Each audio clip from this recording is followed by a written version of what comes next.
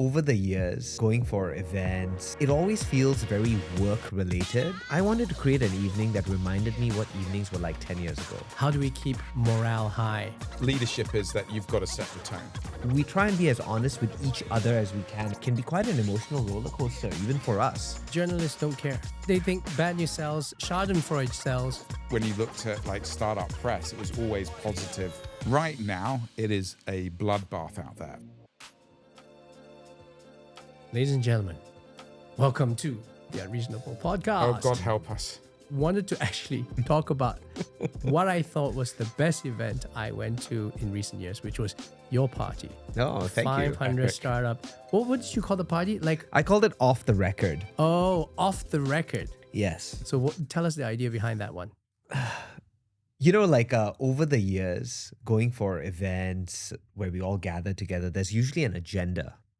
It's either LP focused, where we're fundraising, or it's founder focused, where you're looking at deals. But it always feels very work related and perhaps very egocentric, right? You're up on stage, you're speaking, you're presenting, you're talking, you're pitching. All of these things are happening at the same time. And it made me reminisce what things were like when we first started, when we all felt together. Times are hard now, and I think we all accept that and we agree with that. But people don't talk about it openly. People still have maintained this sense of a mask that everything's going just according to plan, right? So I wanted to create an evening that reminded me what evenings were like 10 years ago. So I said, no LPs or investors, no founders, just GPs or partners running firms and other people that in VC coming down together to have a no ego night. And I called it off the record because, I wanted the night to be off the record. And we threw it very simply. The week before the event, I just basically drafted some copy for the event invite in an Apple Note and made the event invite look like an Apple Note itself. Felicia and I designed a pretty cool drinks list. We had a drink called Where's My DPI? Oh, which I had was two of those. Classic. We had the other favorite was the Ibitini. Yeah. And we had a mocktail called the ESG policy that was also a bit of a hit. But I want to say for the audience, I came early because I had to fly to Malaysia that day. Yeah. And I came You were early. the first I came one. I came at like 4:45 and joined your team briefing. So excited was I to go to this off the record thing. And then Shane came, I think, at like 7. That's right. So I missed like the mayhem. But by the time I left, the place was heaving. And there were so many everyone came down. Everyone There were came. people who we forgot were in VC who were investing in 2012, 2013, 2014. So it was a great event to reconnect. Yeah. And when you're all there and you're all in the room and there's no one else, you're going to have real conversations with people. How are you doing? What's happening? Really? It was funny. It was like, you kind of like You were revert. there, I was, Michael was there too. You kind of revert. It's like, when you meet up with your old school friends and you kind of revert back to that 16-year-old. It's like a Michael. college reunion. I felt when I went back there's a whole bunch of people that some of I haven't seen, I think, especially since pre-COVID. Yeah. And it's just, oh my God, it's like going back to an old school reunion and then catching up and you didn't really fit. It helped you remind you where you all started. Yeah. We all started at the same time. We've all gone through this journey. We've all ended up in a slightly different place, but still, we're still all in love, I think, with like the startup world and the founders and everything else. And it was so nice. I said, let your hair down and actually kind of catch up with people. And there's a few people I've followed up with since then. What's really cool is, the ecosystem's a lot more diverse than when we all started, right? Yeah. I think you could fit every single venture capitalist in a room half this size 10 years ago. Obviously not the case now. There's so many new firms, new participants in the ecosystem. And so just having everyone down in that room from different vintages of venture coming together, because there'll be building like new a principal of a connections. firm. Yeah. We know the partners of so many of the firms that started, and then there'll be a principal, and then he looks at you, goes like, "You started 10 years ago," and I go, "Yeah, I did."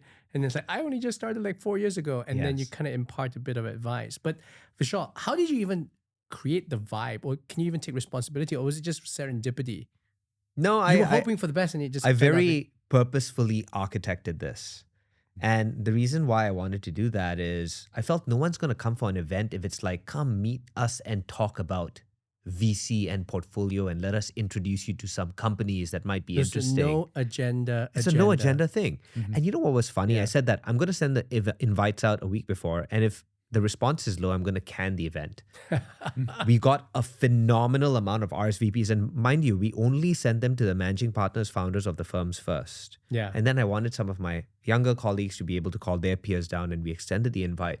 So it was off the charts. So we had everyone from KK Fund to, Lightspeed to the Peak 15 partners and everyone else in between come down. You guys from Open Space, from Cocoon Capital. So it was great to see everyone down there at the same time. But I wanted to architect something that felt like a bit of a conspiracy. You know why? Because when we first started, it was a real feeling that we were against the world and the universe. You were true contrarians because no one believed that you could build large technology companies in Southeast Asia or that tech in Southeast Asia was even a thing. And that feeling bonded all of us together because you were in a conspiracy making it work, right? You had a contrarian perspective and it bonded all of us. Don't you remember how many deals we used to do together? The frequency of calls you'd have between people in different firms, how often you'd meet up and connect with one another at the offices and events. And now, as the ecosystems become a lot more full and vibrant and a lot more sophisticated with many more participants, so much more competitive, so much more capital, but it's slowing down again. I think it's a cycle. Yeah, I think there's just one magical moment where you 500, the firm, teleported us 10 years back and to a time when Michael and I were at this really small incubator called the Jumping Frog Digital Institute. JFDI, which means just, effing do it. And Hugh Mason and Meng. And I think they had a reunion, right? Did you go for that? I went for that, yeah. How was that? That was good. And again, it was amazing how many people turned up. I do think that, in times of turmoil, people do try and hold back onto those memories and kind of like to help reinvigorate themselves and re-energize themselves. Because you can get caught up. Because, you were saying earlier that, back then we were contrarian, kind of trying to do what we were doing, investing in startups. And a lot of those same questions are being asked raised right now. Exactly. And I think for me, it was really good just going back 10 years and saying, hey, this is as you said, we've been here before. We've been here before. It's us against the world. This time there's actually a few more people with us, and all of us many of us have got a few more scars. So this is actually a bigger opportunity now than before. But sometimes it's just nice to know that.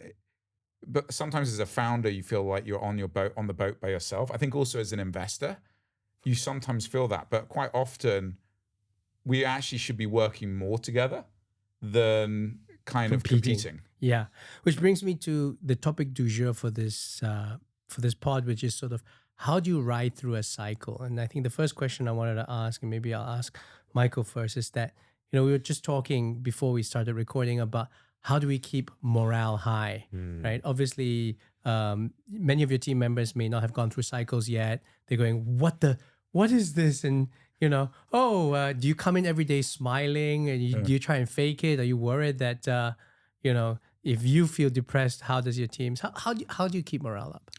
I think there's a couple of things. I think first off is if, leadership is that you've got to set the tone.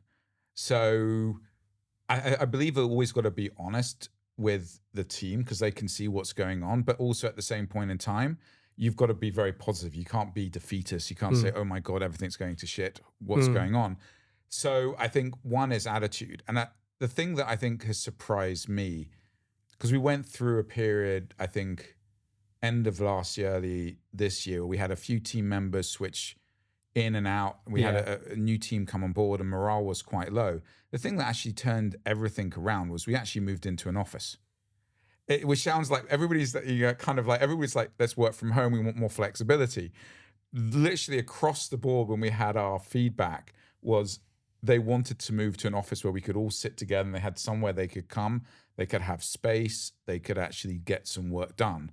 And as soon as we've implemented that about 2-3 months ago, everybody's happy coming into the office. People are working much better together. And there's a much more of a team feeling. You're all in it together. We're all in it together. Yeah. And for me, it was a really interesting kind of thing, because you read all this stuff about people, and we've got quite a young team. Yes. I mean, and you expect them to want to be on Zoom all the time. On Zoom or whatever. Yeah. But actually, they were the ones actually really pushing for it. So it's another reason I've got to have management fees, because I think now I've set the expectation to have officers. How are you keeping morale up? Apart from throwing fabulous parties. No, I think that... And looking fabulous as well. I've got to... Okay. You want to see my Japanese guy? I don't need to. All natural, my friend. Guy. All natural. Yeah. The thing... So I'm just looking at the gray hairs. I know, exactly. I keep it real, bro. And that is how you maintain morale too, which is you keep it real and you keep it authentic and genuine. Because, here's the thing. I'm quite conscious of my own emotional state and how I'm feeling about things. And so is Kylie, right? And we try and be as honest with each other as we can about how we're feeling about things. And sometimes when things go slow, whether it is with fundraising or whether it is with the companies that we're investing in, it can be quite an emotional roller coaster, even for us. So maintaining a steady state of emotions and remembering why you're doing this is very important. Remembering the mission and remember what truly drives you, because that's what is going to allow you to inspire and get others to join you for the ride. And what kept you going until now and what's going to keep you going for the next 10 years may be something different. And understanding what that is important as well, because if you're not just building funds, but you're building a firm, you've got to get a lot more people along for a very long ride. So has the mission changed? Because what do you tell the people?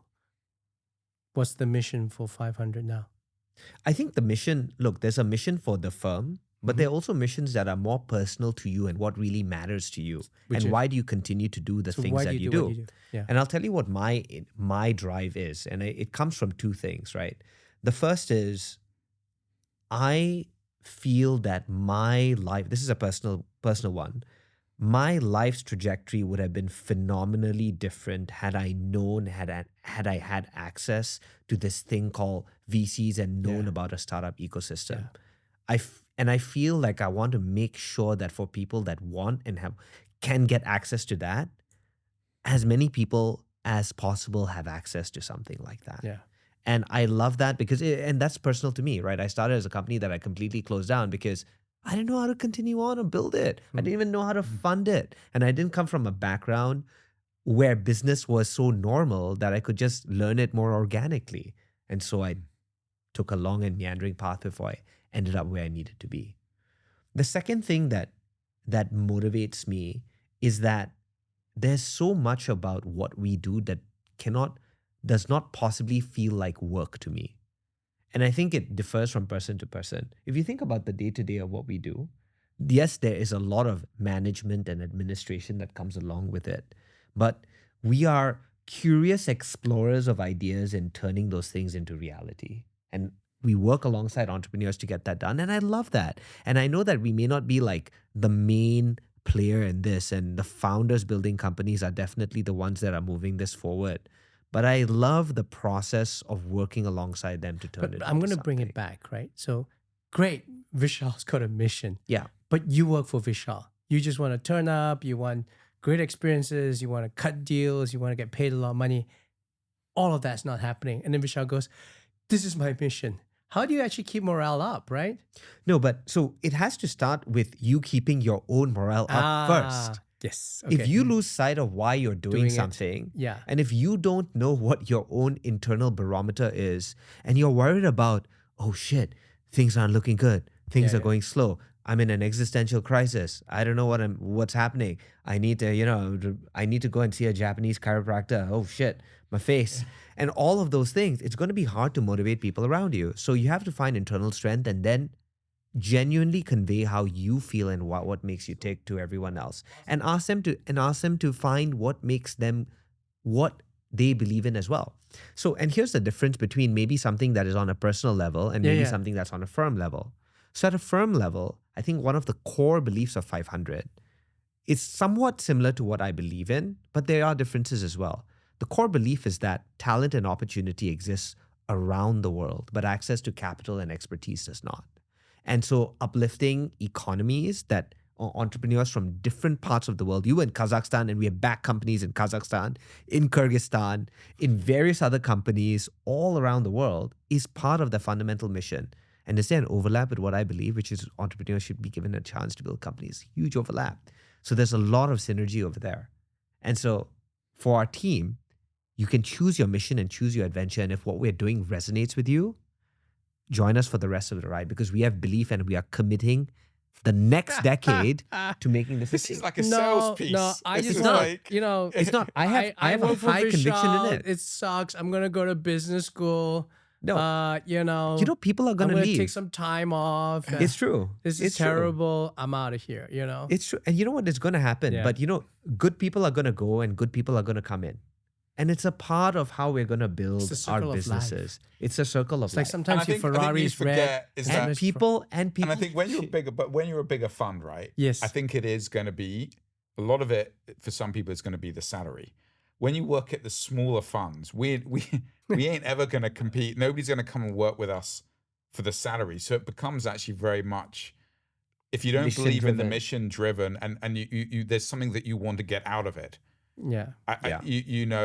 For us, if I look at my team, we are definitely underpaying them, and I can say this publicly because we talk about it very openly. But for all of them, it's like they believe there's an opportunity, but more important, they love what they're doing. They love how we try and work with the founders, and I'm very similar to what Vishal has been saying. My personal kind of like mission is I just love working with founders. It's not it's slightly different, but in the sense of I don't feel like this is work. Yeah. You shouldn't be able to love what you're doing so much and then still get paid to do it. Yeah. And I feel like really honored and really lucky to be able to do that. Yeah. But what about you? Kind of, we always talk about what we like. What, you're the moderator. You never get a chance to tell us. I think the first thing I'd say is that if I was working for the two of you, if not for the money, I'd be inspired. How many people work for bosses who are not actually enjoying what they do, right? People in professional services firms. I just met a friend of mine, and she quit, and she goes, "Why?" She's like, I saw my partners actually complaining about their jobs. What happens when I become like a senior person? I suck my life out, right? So I think that's exactly both true for founders as well as for venture capitalists. People can really see that you want to do it. Then what I just do is I am very brutally honest about where, if you're a younger person, where you want to be. Like if you want to go to business school because you want to do something else, we will be very supportive of you. If you want to take some time off, we'll be very supportive of you. We'll be very upset that you leave. We'll be very unhappy because a lot of times the people that we have, I genuinely believe are very good at what they do. But I think they end up being a good ecosystem and so on and so forth. So my take on it is that harder times, and if people feel like morale is low and times are difficult, encourages or supports the decisions that they want to make to go to business school, to take time off, to explore another career option, to move on to something else, because you don't longer feel the opportunity cost is suddenly restacked. But I also think that for firms, it gives an opportunity to restack the deck for themselves too, right? Recently, I know this topic has been covered about founder mode and founder fire. I was listening to it I was reading Paul Graham's essays. It's been circulating around again and on the All In podcast as well, which is how do you get back to the hunger and drive that you had? Yeah, just one that second. Gets bloated over time. For some right? people who may not have come through this, right? Give us a 2-minute understanding of founder mode. Go. Well, my understanding of it, like what I take away is that as your companies become larger, you tend to stack them with more expensive professionals or people that have a drag on the way things are done in the company because they're used to maybe cushy jobs, large P&Ls, comfy positions. You become more corporate. But that takes you further and further and further and further away from where you need to be, which is this scrappy, energetic, mission-led, do everything at once founder mode. And so I think that it's a process of kind of like creative destruction, right? You need to be able to switch between modalities. Sometimes you need the corporate people to actually institutionalize a firm or a company or whatever it is. But, so in the context of a downturn, yes. How does founder mode actually help? in the context of a downturn, I think that you need to reconnect with founder mode. So if there's bloat, if there is scale, if there's inefficiency, if there is middle management and layers, you need to remove that and restack the deck. You need to redesign the firm to get back into. He talks so eloquently. I would just say you literally, it's a reset. You get rid of all the people there just for the good time. It's like let's keep it simple. There's a lot of people that came into VC because they thought it's like with entrepreneurs, glamorous, get rich quick, kind of all of this. Yeah. And so there's a lot of people that came in both as founders as investors who are, I would call them they're on a holiday. Yes. Right now, it is a bloodbath out there for both the founders and from the investors. If you're still a VC, you're not doing it because of the glamour. You're doing it because you're passionate about it. You've got to really believe in it. So fundamentally, for me, the founders thing is there's a lot of people that have left and they might have been smart, they might have been good, but they weren't hungry. So guys, one of the things that I think, really frustrates me is that we are trying to keep our founders' morale up. We're trying to keep our team members' morale up. But it feels like there's an amplification and there's a momentum. That's it. And one of the things I see is that the news outlets, all they want to do is focus about all the bad news. And even when there's good news, like Michael, your portfolio company, one of them had a great, incredible financing round. Yeah. But all I hear is just bad news and no one's talking about the wins the ecosystem's happening. Why do you think that's the case? Well, I think it was strange because I always used to laugh is that you could never really find any bad news about startups. The old adage, bad news sells. But for many years, when you looked at like startup press, it was always positive. Now things have been turned when you need more good news to get excited about. We kind of reverted back to the old bad news sells. So always the focus is. And I just find it very frustrating is that there's opportunities to really talk positively about the startup world, about some wins that are actually happening in Southeast Asia. And I think we talked in the prior podcast how a lot of people have a very negative outlook on the ecosystem here, about where the exits are, about the growth companies, especially building global players. When you finally have one, the focus is on something that is not relevant and not actually focusing on, Indonesia is building a global company or Malaysia is or whatever. And I think sometimes we've got to remember, we've got to celebrate as well as talk about real news, which might be. But the journalists don't care. They just want to. They think bad news sells. Schadenfreude sells. Yeah, the thinking was. I mean, the only thing I could be grateful for is they reached out before running it, but that's because they didn't have all the facts. And luckily, I'm hoping, fingers crossed, we don't know yet. We're going to resolve it, but at no point in time did they ever actually talk about anything positive. They didn't want to know about the positive. So how do you deal with that, right? Because that's what we were talking about before that. Like Vishal, how do you deal with bad PR publicity for your portfolio companies, especially when you feel like it's actually just a hit job? To Michael's point earlier, I do remember back when we had first started about a decade ago, there was like the good news train because startups were the underdogs. And so there was this willingness to support and back underdogs in the ecosystem. Look at these cool companies. What? They've raised $10 million? They were cheerleaders. That's nuts, right? Yeah. And so you had even this small cadre of journalists that were supporting and backing these stories. And it gave real momentum to the ecosystem because it got the coverage that it needed. But I think that changed after a few years and it fell into the usual modus of press, which is controversy sells, something, bad news sells. And so you kind of fall into that type of journalism. And I'm not painting all journalists with the same brush, but it's a very dangerous thing because startups are by nature very fragile. And a report on a large MNC is not going to impact them in as meaningful a way as it will a small startup. That startup is already like a figment of someone's imagination. It's living in the ether. And by releasing an article like that, it can kill it off.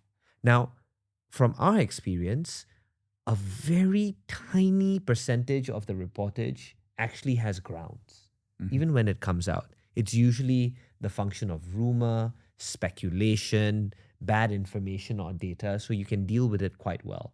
In some cases you can't, and well, then it's about damage control, right? And just switching PR to be a little bit more defensive and seeing how you can help get out of a bad situation. Yeah. But it is, I do feel that in this environment that we're in now, trumpeting a little bit more on the positives, I think is always, I understand bad and people want to read the kind of, the crap that's going on. There's a lot, and it's important to actually call people out. Yeah.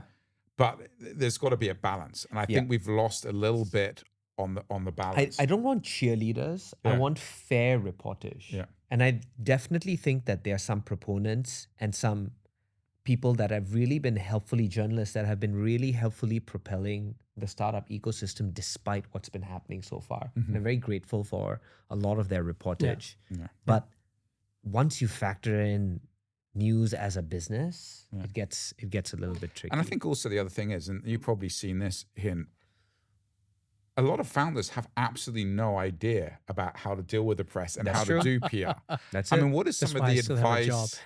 What is some of the advice you give to founders? Because you've obviously seen this with some of your portfolio companies. So if I was here as I was one of your founders, here, and I've got that, like, what advice would you get in terms of dealing with the press, in terms of if some bad news is coming out about, let's say, Cocoon, what advice would you tell me to how to deal with a journalist? Well, I think, having done entertainment TV, right, and not journalistic TV, but I was fortunate with my co-founders at Asian Food Channel actually work for BBC. So they have a code, journalists are supposed to call out bad actors, right? And create transparency, be fair and impartial, and not be opinion-led, although now I love that. It's all opinion-led. And so the news is completely different from when it was 30 or 40 years ago.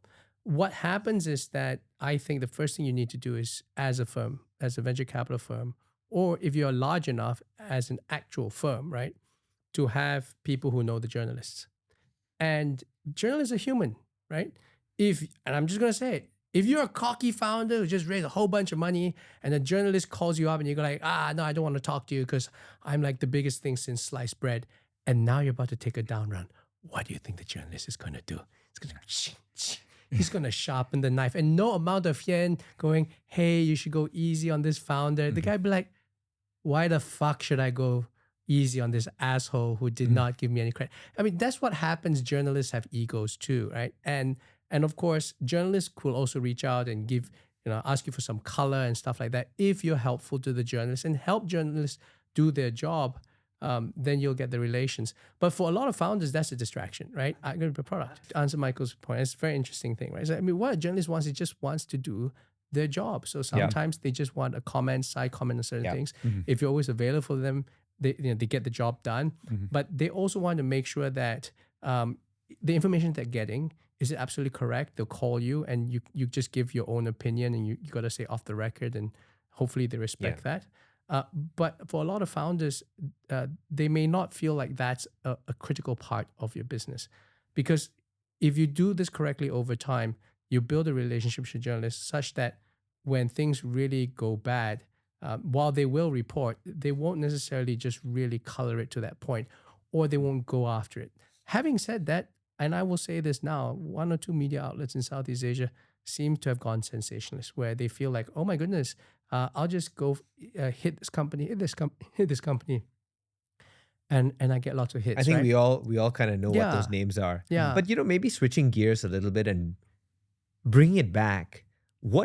Look, we know morale is down. We know the hit pieces are coming out. This seems to be the milieu of the ecosystem that we're in. What do you think are the things we can all do to change it? So for me, Off the Record was an attempt as a step of getting people together and reminding them what the connections are to see if we can change the narrative. So I think 2 things happen is that certain outlets just have a reputation, and so readers find them not credible. But the second thing is that you're going to have now your own voice, right? If tomorrow we wanted to give an opinion on this podcast, we'll put it out there, and the people who listen to the podcast will know. And you can do it on LinkedIn and so on and so forth. Okay. So there is actually a check and balance now. So we've got our own avenues to help change the narrative. You do. But of course, I've also coached founders that don't go onto LinkedIn with vitriol, right? And I've seen some really well done things where people just go like, this was reported. Yeah, you don't want to go on LinkedIn and talk about how much better your returns are than someone else, because that would just be seen as a very douchey move. Yeah, I mean, whoever did that would have to be immediately deleted and taken down. Yeah. I think it's called cancelled. Yeah, cancelled. Yeah. I wonder who did that. Been listening to That's shocking. Yeah. Anyway. That's like an inside joke. Yeah. So we do make mistakes, of course. I think but the bigger point is this. I feel like it can start with us, and we can start ourselves trying to make a difference in whatever way we can. Whether it's by getting the ecosystem and community together, whether it's by engaging press in a different way, whether it's by restacking and revitalizing our own teams to believe in the missions and the goals that we want to get done. I think this is the time to do all of that stuff. Back to brass tacks. Remember this moment in time, the dark times, because inevitably when the markets come roaring back, and they tend to they come back faster than you expect, right? With Asian Food Channel at the height of financial crisis, I was like, goodness gracious, is it ever going to come back? And then the next year we doubled revenues. And I think these are the forging moments. These will be the moments where your team remembers, and they will form very deep relationships. And I still talk to former team members when we've gone through tough times. And so I think just remember that that's the cycle, and that's one of the reasons why you keep morale up.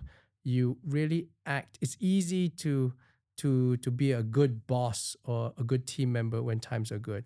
The true character comes out when people need to be rallied and things need to be done above and beyond the call of duty. I almost feel like I just want to leave it here. This was a nice, deep, thoughtful episode. I feel like we should just end the episode on that note. Mic drop. Yeah. Thanks, guys, for coming. Thanks, Poddster, for hosting us. Great space, man. It's amazing. Really appreciate it. Look at this. Yeah. And thanks for listening and watching, and hope to see you on the next episode on the Unreasonable Podcast. Yeah. I don't know why I said yeah.